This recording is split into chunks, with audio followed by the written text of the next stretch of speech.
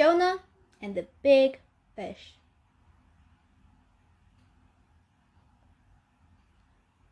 There once was a man named Jonah, and Jonah had a gift from God, the gift of prophecy.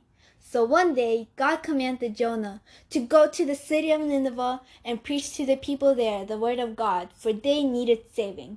But Jonah, knowing that the people of Nineveh were wicked, decided to go against the Lord's command, and he sailed away on a ship to the opposite direction of Nineveh.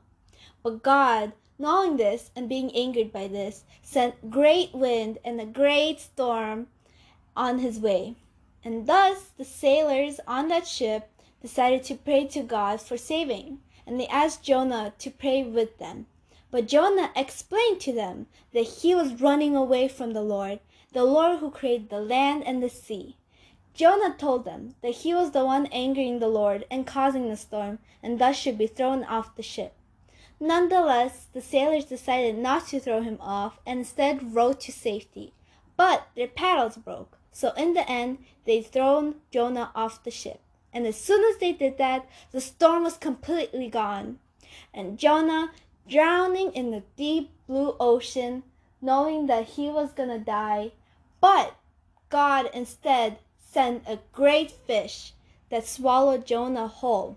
And as Jonah was in the fish's stomach, he prayed, he prayed, he prayed and prayed.